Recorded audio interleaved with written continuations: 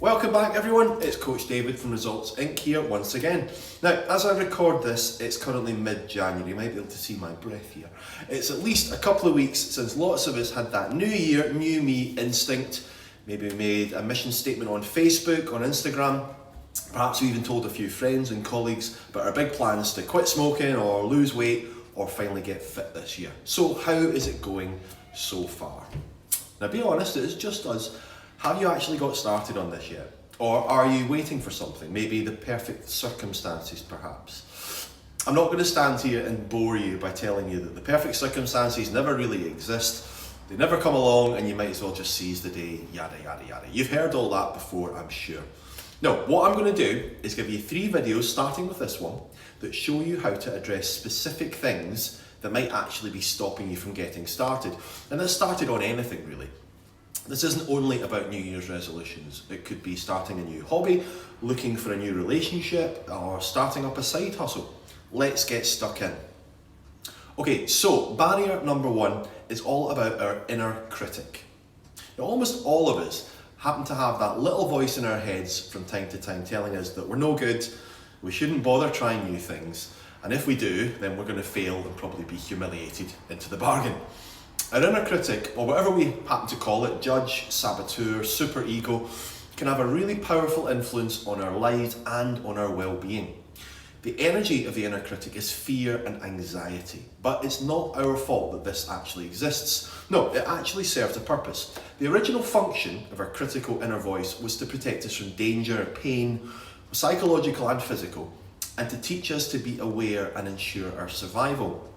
This included not just spotting and alerting us to danger in our environment, but also the inner work of constructing a strong self-image and narratives that would keep us safe.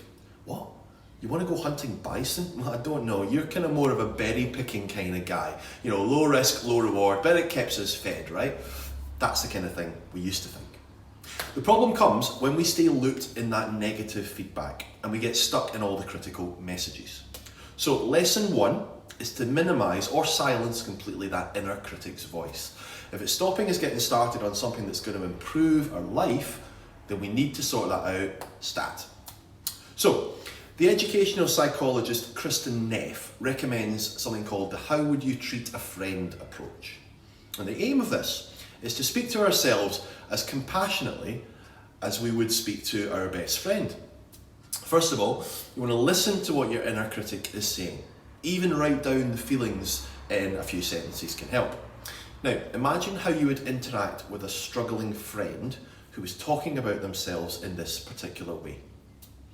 So let's take maybe a classic example. If I try lifting weights, I'm going to fail. Everyone is going to laugh at me and think I was stupid for even trying something new. Classic critical inner voice. So what would you say to someone that was talking like that about themselves? What tone of voice would you use? Now think about how you tend to speak to yourself, especially when you're struggling. Most of us will be quite shocked by the difference. Now, if you're able to come up with some real-world counter-arguments to your inner critic, you're in a much stronger position to neutralise its power. Stop it going after, its power to stop you going after what you want, no matter how much it threatens the status quo. Remember, the status quo is what you actually want to change. So that's lesson number 1. I'm going to follow this one up with lesson number 2, which is all about focusing on just one small step. But until then, remember, the most positive changes are always driven by the best reasons. Now, if you don't know what your reasons are yet, get thinking. I'll see you next time. All the best. Take care.